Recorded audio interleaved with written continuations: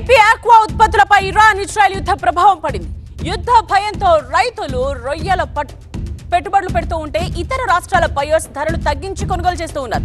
So aqua రాజధాని గోదావరి జిల్లాలో exports నిల్వ సామర్థ్యం కంటే రైతుల నుండి ఉత్పత్తి ఎక్కువగా ఉండటం ధరల తగ్గుదలకు ప్రధాన కారణంగా కనిపిస్తూ ఉంది. నిన్నటి వరకు ట్రంప్ ట్యాక్స్ దెబ్బతో విలవిల్లాడిన ఆక్వా రైతులపై ఇప్పుడు ఇరాన్, ఇజ్రాయెల్, అమెరికా దేశాల యుద్ధం ఉమ్మడి పశ్చిమ గోదావరి జిల్లా ఆక్వా రైతులపై ప్రభావం చూపిస్తోంది. ఇరాన్, ఇజ్రాయెల్, అమెరికా ఈ యుద్ధం నేపథ్యంలో ఆక్వా రైతులు చాలా భయాందోళనకు గురవుతున్న పరిస్థితి కనిపిస్తుంది. ప్రధానంగా గోదావరి జిల్లాలో ఆక్వా రాజధానిగా ఉన్న నేపథ్యంలో ఇక్కడ నుంచి నిత్యం కూడా ఎక్స్పోర్ట్ పెద్ద ఎత్తున కూడా జరుగుతుంది. అయితే ఇవన్నీ కూడా సముద్ర మార్గం ద్వారానే ఎక్కువగా ఆక్వా, ప్రధానంగా ష్రింపు, రొయ్యలు ఎగుమతి అవుతూ ఉంటాయి. అయితే ఏవైతే కంటైనర్లు ఎగుమతి అవుతున్నాయో అటు గల్ఫ్ దేశాలకు కావచ్చు, అమెరికాకు కావచ్చు, యూరోపియన్ కంట్రీస్కి ఎగుమతి అవుతున్నటువంటి కంటైనర్స్ అన్నీ కూడా మళ్ళీ వెనక్కి వస్తున్నాయి అనే ఒక సమాచారం. అదేవిధంగా రైతులు కూడా ధరలు పడిపోతాయి, భవిష్యత్తులో పెద్ద ఎత్తున కూడా రేట్లు పడిపోతాయనే నేపథ్యంలోనే ప్రస్తుతం మనం చూడొచ్చు ఇది ఒక ప్రైవేటు ఎక్స్పోర్టర్స్, అంటే వీళ్ళు మధ్యవర్తులుగా ఉండి రైతుల దగ్గర కొని వీరు మరొకరికి అమ్ముతూ ఉంటారు, ఎక్స్పోర్టర్స్కి అమ్ముతూ ఉంటారు.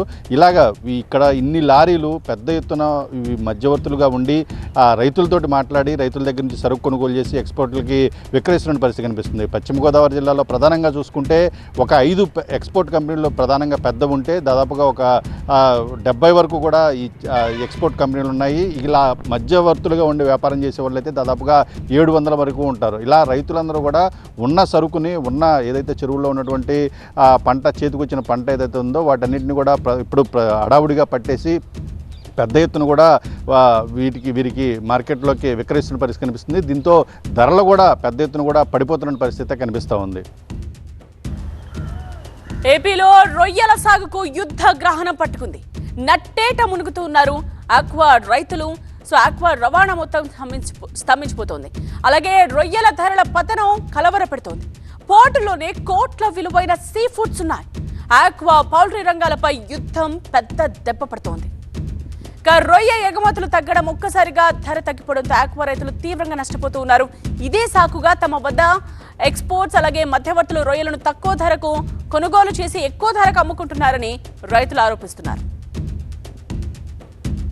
మొన్నటి వరకు కరెంట్ సబ్సిడీ అని, వైరస్ అని, లేకపోతే ఈహెచ్పీలు అని వాటితో బాధపడుతుంటుంటే ఇప్పుడు ట్రంప్ పూర్వకంగా మనకి ఇరాన్ యుద్ధంలో ఆక్వా రైతు నడ్డి ఇరిగి పరిస్థితికి వచ్చాం. తగ్గించి రేటు కొనటం అన్నది ముందు పక్కన పెట్టినా, అలా సరుకు బళ్ళు పెట్టండి, మాకు ఐస్ కావాలి, మా సరుకు కొనండి అంటే 30-40 కౌంట్లు కొనలేని పరిస్థితికి రైతు దిగజారిపోయిన పరిస్థితికి వచ్చింది. దీన్ని తక్షణమే ఎక్స్పోర్టర్లు కానీ ప్రభుత్వం కూడా కలగజేసుకొని రైతులకి ఏమైనా భరోసా ఇవ్వగలిగితే ఈ సిచ్యువేషన్ రాదని నా కోరిక. ట్రంప్ ట్యాక్స్ తగ్గించడానికి మేము ఆ రోజు ఆనందపడ్డాం, తప్పట్లు కొట్టాం, మోడీ గారికి చేయన్న టైప్ పరిస్థితికి వచ్చాం. కానీ ₹1 పెరగలేసారు కదా, రేట్లు తగ్గిపోయినాయి. ఇదేంటని అడిగితే మాకు బాగా ఆర్డర్లు రాలేదు, లేకపోతే మాకు లిఖితపూర్వకంగా ఏమీ రాలేదు అన్నది ఎక్స్పోర్టర్ల సమాధానం. కానీ దాన్ని పక్కన పెడితే ఈ యుద్ధం కారణంగా రైతులు చాలా మళ్ళీ నెక్స్ట్ కల్చర్ వేయాలా మానాలన్న పరిస్థితికి వచ్చారు. మా కెపాసిటీకి మించి సరుకు వచ్చేస్తుందని అంటున్నారు. రేటు తగ్గించుకుంటూ ఉంటే, రేటు అలా నిలబెడితే ఈరోజు రైతు ఎవడో యూనిఫామ్ హార్వెస్టర్ చేస్తారు, అంటే అవసరం అయితేనే పట్టుబడి పడతారు, కౌంటుకు వస్తేనే పడతారు. రేటు తగ్గించేయడం వల్ల మీకు కెపాసిటీ మించి సరుకు అయితే వస్తుంది. రేటు తగ్గించుకుంటా నిలబెట్టగలిగితే మీరు రైతు ఎవడో పట్టుబడి పట్టడు, అవసరమైన సరుకే పడతారు. మీకు ఇబ్బంది ఉండదు, మాకు ఇబ్బంది ఉండదు. రైతు బతికితేనే మీరు బతుకుతారు. రైతు బతికిలా చేయాలని కోరుతున్నాం. ఇలాంటి సమయంలో అయినా వైరస్లు కానీ, రన్నింగ్ మార్టాలిటీ అధికంగా ఉండి నష్టపోయే చెరువులు మాత్రమే పట్టి మిగతా కండిషన్ బాగున్నాయి కనుక ఇంకో కౌంట్కి వెళ్ళి అన్నీ కూడా ఆపితే ఈ ఒత్తిడి ఉండదు. కాబట్టి రేటు తగ్గకుండా మన పాత్ర కూడా ఉండాలని కోరుతున్నాం. ఎక్స్పోర్ట్ల తరపు నుంచి అయితే మేము కోరుకునేది ఏంటంటే ఈ ₹260 కనీసం 10 రోజులు పట్టుబడికి అవ్వదు.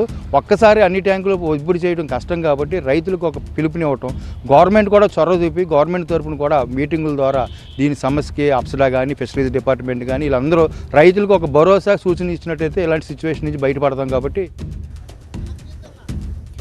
మన దేశం నుండి ఆక్వా ఉత్పత్తులు అమెరికా, కెనడా, యూరప్ దేశాలకు ఎక్కువగా సముద్ర మార్గంలో షిప్మెంట్స్ శ్రీలంక మీదుగా జరుగుతాయి.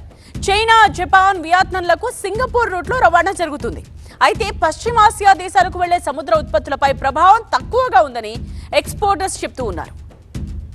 అమెరికా టారిఫ్ల ప్రభావంతో 2025 తరువాత కొందరు అమెరికాకు ఎగుమతులు తగ్గించి మిడిల్ ఈస్ట్, యూరప్, జపాన్లకు తమ మార్కెట్ను విస్తరించారు.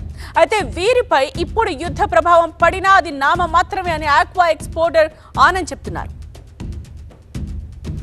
2020 దాకా మిడిల్ ఈస్ట్కు నేను కూడా చేశాను.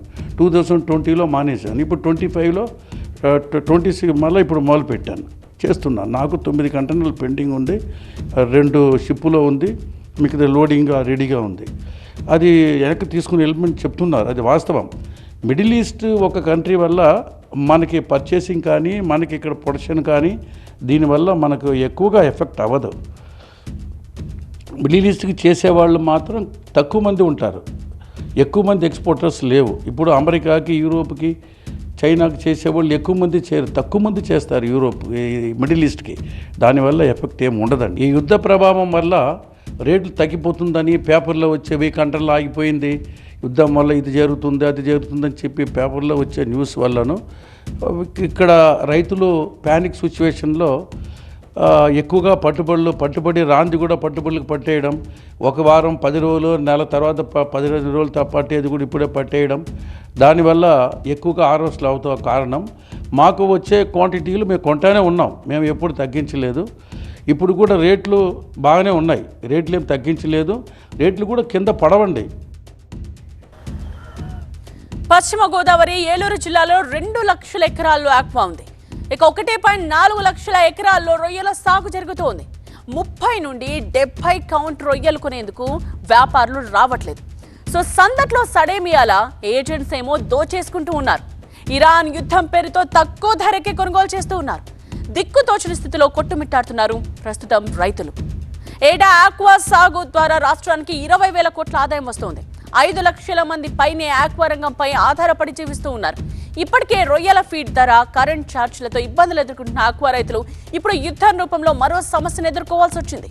అయితే ప్రభుత్వం రొయ్యల ధరలు, ఎగుమతులపై రైతుల అవగాహన కల్పించి ఎక్స్పోర్టర్స్ ద్వారా భరోసా కల్పించాల్సిన అవసరం ఉంది.